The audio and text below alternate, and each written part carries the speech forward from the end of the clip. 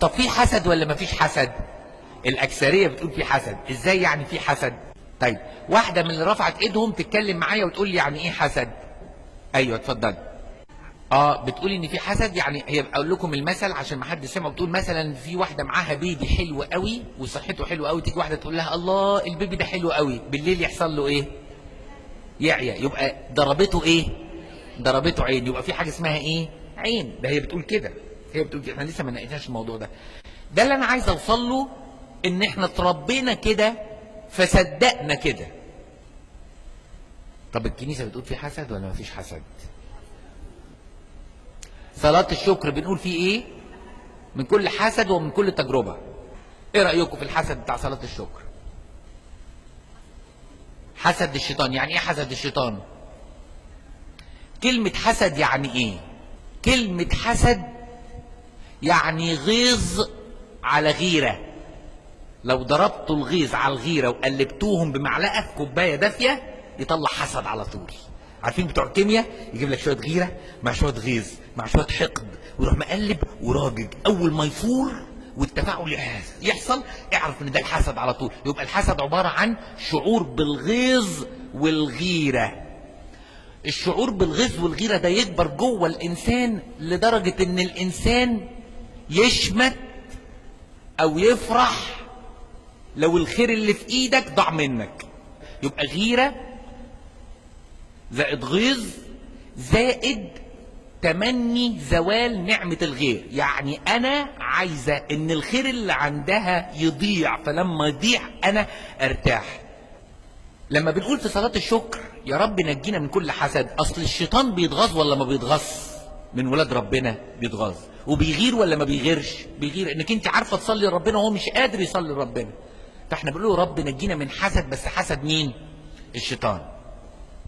لكن احنا لسه ما جاوبناش على الاخت اللي اتكلمت وقالت واحده شايله بيبي وقالت لها البيبي حلو بالليل البيبي عي. هي قالت الواد عي، البيبي عي، البيبي عي. طب انا احكي لكم حكايه حصلت بجد. مره واحده ست حكت لي، قالت لي انا فلانه دي ما بحبهاش وما بدخلهاش بيتي. فبقول لها ليه؟ قالت لي كان جاي لي خلاط من دوله عربيه، مش عارف بقى دبي ابو ظبي، ماسكه الخلاط فرحانه افرجه لها. فقلت لها الخلاط دوت 5 سرعات ومش عارفين، وقاعده تحكي لها في الخلاط بقى وبيعمل عجينه وبيعمل ايه وهي شايله الخلاط. تقول لها كذا. قالت لها الله كل ده بيعمله الخلاط؟ قلت لها كل ده بيعمله الخلاط. بتلف كده عشان تمشي، اتكعبلت في السجاده، الخلاط فرط من ايديها، الراس في حته وكانت ازاز نزلت 100 حته، الموتور اتفتح 2 وطلع الموتور من بره الباغه. ده غير بقى يعني بقوا يلموه كده بالمقشه، ما بقاش نافع في حاجه يعني.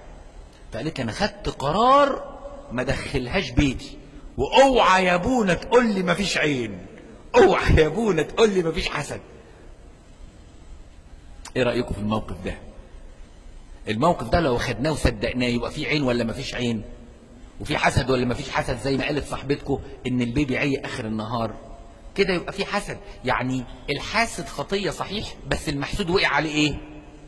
عليه ضرر او شر او حاجة اذته. الكلام اللي انا حكيته ده غلط ولا تعترف به الكنيسة خالص. ليه؟ عارفين لو في حسد زي ما انت بتقولوا في مشكلة كبيرة قوي. ايه المشكلة دي؟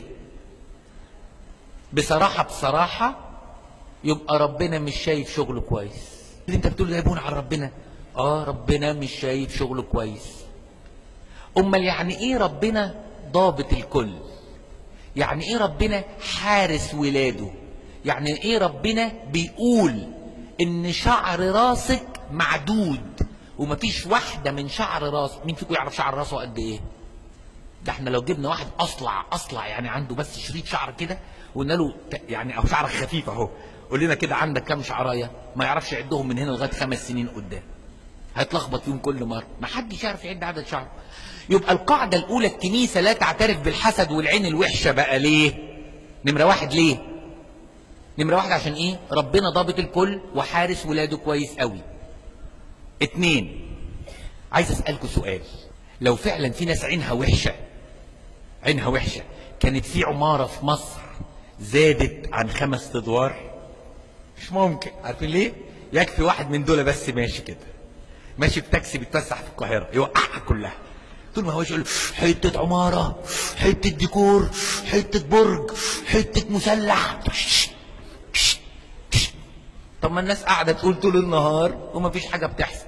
بصراحه لو في ناس كده وعينها بتأثر، بدل ما كنا صرفنا على الطيارات كنا صرفنا عليهم، كنا أكلناهم وشربناهم، ونيجي نحارب نقول لهم اطلعوا على الجبهة، فيبص كده يقول كل دي دبابات كانت دبابات ساحت، كل دي طيارات كانت وقعت زي الدبان، ولا جبنا سلاح ولا جبنا أي حاجة، لأن بقى في ناس عندنا إيه بنمونهم وعينهم قد كده أهو. خلي بالكم الكلام ده كله معناه إيه؟ إن إحنا أمنا من صغرنا بحاجات غلط، والحاجات دي اترسبت جوانا، فللأسف صدقناها أكتر ما بنصدق إن ربنا يقدر يحرس ولاده ويخلي باله من ولاده. شفتوا خطورة الحسد إيه؟